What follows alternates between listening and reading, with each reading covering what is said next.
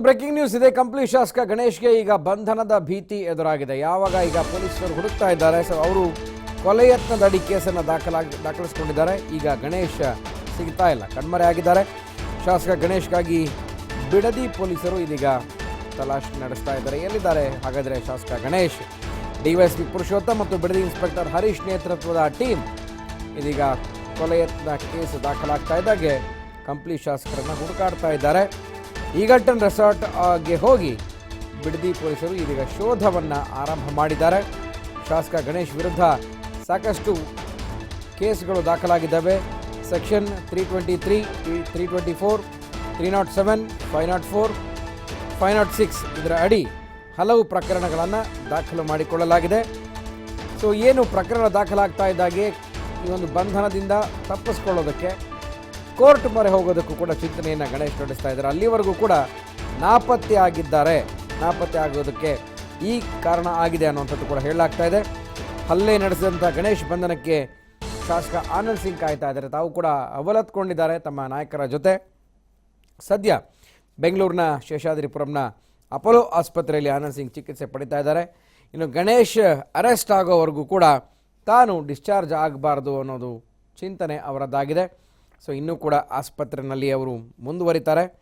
ಆದರೆ ಗಣೇಶ್ ಬಂಧನ ಆಗುತ್ತಾ ಸದ್ಯಕ್ಕೆ, ಅಥವಾ ಅವರು ನ್ಯಾಯಾಲಯದಿಂದ ಏನಾದರೂ ಆರ್ಡರ್ಸ್ಗಳನ್ನ ತೆಗೆದುಕೊಂಡು ಬರ್ತಾರಾ ತಮ್ಮ ವಕೀಲರ ಮುಖಾಂತರ, ಅದನ್ನು ಕೂಡ ಕಾದು ನೋಡಬೇಕಾಗುತ್ತೆ. ಯಾಕೆಂದರೆ ಈಗಾಗಲೇ ಕೊಲೆ ಯತ್ನದ ಕೇಸನ್ನು ದಾಖಲು ಮಾಡಿಕೊಂಡಿರೋದ್ರಿಂದ ಪೊಲೀಸರು ಹುಡುಕಾಟವನ್ನು ನಡೆಸ್ತಾ ಇದ್ದಾರೆ. ಡಿವೈಎಸ್ಪಿ ಪುರುಷೋತ್ತಮ್ ಮತ್ತು ಬಿಡದಿ ಇನ್ಸ್ಪೆಕ್ಟರ್ ಹರೀಶ್ ನೇತೃತ್ವದ ತಂಡ ಗಣೇಶ್ಗೆ ಶೋಧ ಕಾರ್ಯಾಚರಣೆ ನಡೆಸ್ತಾ ಇದೆ.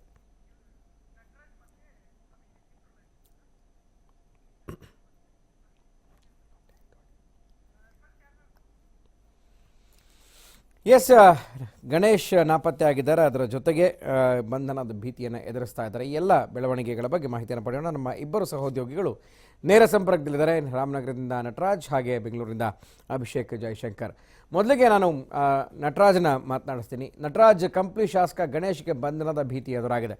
ಸೊ ಬಿಡದಿ ಪೊಲೀಸರು ಕಾರ್ಯಾಚರಣೆ ನಡೆಸ್ತಾ ಇದ್ದಾರೆ. ಸೊ ಈಗ ಈಗಲ್ಟನ್ ರೆಸಾರ್ಟ್ನಲ್ಲಿ ಯಾವ ರೀತಿ ವಾತಾವರಣ ಇದೆ? ಯಾಕೆಂದರೆ ಇಬ್ಬರು ಪೊಲೀಸರ ಟೀಮ್ ಈ ಒಂದು ಡಿವೈಎಸ್ಪಿ ಟೀಮ್ನ ಕಾರ್ಯಾಚರಣೆ ನಡೆಸ್ತಾ ಇದೆ. ಸೊ ಒಟ್ಟಾರೆ ಅವರಿಗೆ ಬಂದಿರುವಂಥ ಕಂಪ್ಲೇಂಟು ಯಾವ್ಯಾವ ಕೇಸ್ಗಳನ್ನು ದಾಖಲು ಮಾಡಿಕೊಂಡಿದ್ದಾರೆ? ಹೆಚ್ಚಿನ ಮಾಹಿತಿ ಏನಿದೆ ನಟರಾಜ್ ಇದ್ರ ಬಗ್ಗೆ? ಗುರುಪ್ರಸಾದ್, ಏನೊಂದು ಬಳ್ಳಾರಿಯ ಕಂಪ್ಲಿ ಶಾಸಕ ಗಣೇಶ್ ಇವಾಗ ಬಂಧನ ಭೀತಿಯಲ್ಲಿದ್ದಾರೆ. ಈಗಲ್ಟನ್ನಲ್ಲಿ ಏನೊಂದು ಶನಿವಾರ ಆನಂದ್ ಸಿಂಗ್ ಮತ್ತು ಗಣೇಶ್ ನಡುವೆ ಏನೊಂದು ಕೈ ಮಿಲಾಯಿಸೋ ಜಗಳ ಆಯಿತು. ಈ ಸಂಬಂಧಪಟ್ಟಂಗೆ ಬಿಡದಿ ಪೊಲೀಸ್ ಠಾಣೆಯಲ್ಲಿ ಈಗಾಗಲೇ ಕೂಡ ಕಂಪ್ಲಿ ಶಾಸಕ ಗಣೇಶ್ ವಿರುದ್ಧ ಕೂಡ ಈಗ ಅಟೆಂಪ್ಟ್ ಟು ಮರ್ಡರ್ ಕೇಸ್ ಈಗ ದೂರು ದಾಖಲಾಗಿದೆ. ಈಗಾಗಲೇ ಕೂಡ ದೂರು ದಾಖಲಿಸಿಕೊಂಡಂತಹ ಬಿಡದಿ ಪೊಲೀಸರು 3 ಪೊಲೀಸ್ ತಂಡ ಕೂಡ ಈಗ ರಚನೆ ಮಾಡಿದ್ದಾರೆ.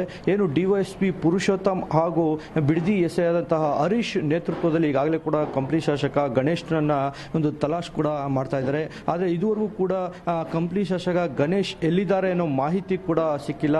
ಈಗ ಬಿಡದಿ ಪೊಲೀಸರು ಏನು ಒಂದು ಶನಿವಾರ ಘಟನೆ ನಡೆದಂತಹ ಸ್ಥಳಕ್ಕೆ ಅಂದರೆ ಬಿಡದಿ ಈಗಲ್ಟನ್ ರೆಸಾರ್ಟ್ಗೆ ಈಗಾಗಲೇ ಹೋಗಿ ಅಲ್ಲಿ ವಿಚಾರಣೆ ಆರಂಭಿಸಿದೆ. ಅಲ್ಲಿ ಏನೋ ಒಂದು CCTV ಫುಟೇಜ್ ಕೂಡ ತಮ್ಮ ವಶಕ್ಕೆ ಪಡ್ಕೊಂಡಿದ್ದಾರೆ. ಅಲ್ಲಿ ವಶಕ್ಕೆ ಪಡ್ಕೊಂಡು ಈಗಾಗಲೇ ಕೂಡ ಕಂಪ್ಲಿ ಶಾಸಕ ಗಣೇಶ್ ವಿರುದ್ಧ ಕೂಡ ಈಗಾಗಲೇ ಕೂಡ ದೂರು ದಾಖಲಿಸಿಕೊಂಡು ಅವ್ರನ್ನ ಈಗಾಗಲೇ ಕೂಡ ಬಂಧನ ಮಾಡ್ಕೊಳ್ಳೋಕೆ ಈಗಾಗಲೇ ಕೂಡ ಒಂದು ವಿಶೇಷ ತಂಡ ರಚನೆ ಮಾಡಿ ಈಗಾಗಲೇ ಕೂಡ ತಲಾಶ್ ಕೂಡ ನಡೆಸ್ತಾ ಇದ್ದಾರೆ. ಈಗಾಗಲೇ ಕೂಡ ಗಣೇಶ್ ಕೂಡ ಒಂದು ನಿರೀಕ್ಷಣಾ ಜಾಮೀನು ಕೋರಿ ಇಂದು ಅಥವಾ ನಾಳೆ ಅವರ ಲಾಯರ್ನ ಬಿಟ್ಟು ರಾಮನಗರ ಒಂದು ಜಿಲ್ಲಾ ನ್ಯಾಯಾಲಯಕ್ಕೆ ಒಂದು ಅರ್ಜಿ ಸಲ್ಲಿಸುವಂತಹ ಸಾಧ್ಯತೆ ಇದೆ. ಈಗಾಗಲೇ ಕೂಡ ಅಟೆಂಪ್ಟ್ ಟು ಮರ್ಡರ್ ಕೇಸ್ ಈಗಾಗಲೇ ಗಣೇಶ್ ಅವರ ವಿರುದ್ಧ ದೂರು ದಾಖಲಾಗಿರೋ ಹಿನ್ನೆಲೆಯಲ್ಲಿ ಒಂದು ನಿರೀಕ್ಷಣಾ ಜಾಮೀನು ಅರ್ಜಿ ಕೋರಿ ಇವತ್ತು ಗಣೇಶ್ ಅವರು ಕೂಡ ಅರ್ಜಿ ಸಲ್ಲಿಸುವಂತಹ ಸಾಧ್ಯತೆ ಇದೆ. ಗುರುಪ್ರಸಾದ್. ಓಕೆ, ಎಸ್ ನಟರಾಜ್, ಹಾಗೆ ಲೈನಲ್ಲಿರಿ, ಮತ್ತಷ್ಟು ಮಾಹಿತಿಯನ್ನು ಪಡಿತೀನಿ. ಅಭಿಷೇಕ್ ಮಾತಾಡಿಸ್ತೀನಿ. ಅಭಿಷೇಕ್, ಕಂಪ್ಲಿ ಶಾಸಕ ಗಣೇಶ್ಗೆ ಬಂಧನದ ಭೀತಿ ಎದುರಾಗಿದೆ. ಒಂದು ಕಡೆ ನಿರೀಕ್ಷಣಾ ಜಾಮೀನಿಗೋಸ್ಕರ ನಾಪತ್ತೆ ಆಗಿರುವಂಥ ನಾಟಕಗಳು ಕೂಡ ಸಾಕಷ್ಟು ನೋಡಿದ್ದೀವಿ, ಈ ರೀತಿ ಘಟನೆಗಳು ನಡೆದಿರುವಂಥದ್ದು. ಸೊ ಯಾವ್ಯಾವ ಕೇಸ್ ಈಗಾಗಲೇ 323, 324, 307 ಮತ್ತು 504, 506 ಇವೆಲ್ಲ ಕೇಸ್ಗಳು ಯಾವ ಅಡಿಯಲ್ಲಿ ಬರ್ತವೆ? ಸೊ ಆ ಒಂದು ಪ್ರಕರಣದ ಗಂಭೀರತೆ ಯಾವ ರೀತಿ ಕಾಣಿಸ್ತಾ ಇದೆ ಅಂತ ಅಭಿಷೇಕ್? ಎಸ್, ಈಗಾಗಲೇ 307 ಕೇಸ್ ದಾಖಲು ಮಾಡಲಿರೋ ಕಾರಣದಿಂದಾಗಿ ಸಾಕಷ್ಟು ತೊಂದರೆಗಳಾಗುವಂತಹ ಸಾಧ್ಯತೆ ಇದೆ. 307 ನಾರ್ಮಲ್ ಆಗಿ ಯಾವುದು ಕೂಡ ನಾನ್ ಬೇಲಬಲ್ ಆಗಿರುತ್ತೆ, ಅಂದ್ರೆ ಬೇಲ್ ಸಿಗದೇ ಇರುವಂತಹ ಸೆಕ್ಷನ್ಗಳಾಗಿರುತ್ತೆ. ಹೀಗಾಗಿ ಅವರು ನಿರೀಕ್ಷಣಾ ಜಾಮೀನು ಸಲ್ಲಿಸಿದರೂ ಕೂಡ ಅವರನ್ನ ಬಂಧಿಸುವಂತಹ ಸಾಧ್ಯತೆ ಕೂಡ ಇರುತ್ತೆ. ಹೀಗಾಗಿ ಸದ್ಯದ ಮಟ್ಟಿಗೆ ಅಂದರೆ ಆನಂದ್ ಸಿಂಗ್ ಅವರು ಟ್ರೀಟ್ಮೆಂಟ್ ತೆಗೆದುಕೊಳ್ಳುವವರೆಗೂ, ಅವರು ಡಿಸ್ಚಾರ್ಜ್ ಆಗೋವರೆಗೂ ಅವರು ಕೂಡ ಒಂದು ಅಪ್ಸ್ಕ್ಯಾಂಡಿಂಗ್ ಅಲ್ಲಿ ಇರಬೇಕು ಅನ್ನುವಂತಹ ಅವರ ವಕೀಲರು ಏನೋ ಹೇಳಿರಬಹುದು. ಹೀಗಾಗಿ ಅಪ್ಸ್ಕ್ಯಾಂಡಿಂಗ್ ಪೊಲೀಸರಿಗೆ ತೋರಿಸ್ತಾ ಇದ್ದಾರೆ. ಹೀಗಾಗಿ ಸಾಕಷ್ಟು ಆನಂದ್ ಸಿಂಗ್ ಅವರು ಆಸ್ಪತ್ರೆಯಲ್ಲಿ ಏನಾದರೂ ಇದ್ರೆ ಆ ನಿರೀಕ್ಷಣಾ ಜಾಮೀನು ಏನಾದರೂ ಅವ್ರು ಏನಾದರೂ ಕೋರ್ಟ್ಗೆ ಹಾಕಿದ ಪಕ್ಷದಲ್ಲಿ ಅವರಿಗೆ ಯಾವುದೇ ಕಾರಣಕ್ಕೂ ಕೂಡ ಒಂದು ಬೇಲ್ ಸಿಗೋದಕ್ಕೆ ಸಾಧ್ಯವಾಗೋದೇ ಇಲ್ಲ. ಹೀಗಾಗಿ ಆನಂದ್ ಸಿಂಗ್ ಕಡೆಯವರು ಕೂಡ ಅಷ್ಟೇ ಎಷ್ಟು ದಿನ ಆಗುತ್ತೆ ಅಂದರೆ ಕಂಪ್ಲಿ ಗಣೇಶ್ ಅವರು ಅರೆಸ್ಟ್ ಆಗುವವರೆಗೂ ಕೂಡ ಇಲ್ಲಿ ಒಂದು ಚಿಕಿತ್ಸೆಯನ್ನು ಮುಂದುವರಿಸಿ ಅನ್ನುವಂತಹ ಅಂದರೆ ಒಂದು ಒತ್ತಾಯವನ್ನು ಕೂಡ ಮಾಡ್ತಾ ಇದ್ದಾರೆ. ಹಾಗೆ ಆನಂದ್ ಸಿಂಗ್ ಅವರು ಕೂಡ ಸಾಕಷ್ಟು ಗಂಭೀರವಾಗಿದ್ದಾರೆ, ಕೆಣ್ಣು ಓಪನ್ ಮಾಡೋಕ್ಕಾಗದೇ ಇರುವಂತಹ ಸ್ಥಿತಿಯಲ್ಲಿ ಅವರು ಕೂಡ ಇದ್ದಾರೆ. ಹೀಗಾಗಿ ಚಿಕಿತ್ಸೆಯು ಮುಂದುವರೆದಿದೆ. ಇದು ಕಂಪ್ಲಿ ಗಣೇಶ್ ಅವರಿಗೆ ಸಾಕಷ್ಟು ಬ್ಯಾಕ್ ಆಗುವಂತಹ ಸಾಧ್ಯತೆ ಇದೆ. ಹೀಗಾಗಿ ಅವರು 307 ಕೇಸ್ ದಾಖಲಾದ ತಕ್ಷಣ ಅವರು ಅಪ್ಸ್ಟ್ಯಾಂಡಿಂಗ್ ಅಂಗ ಆಗಿರುವಂಥದ್ದು.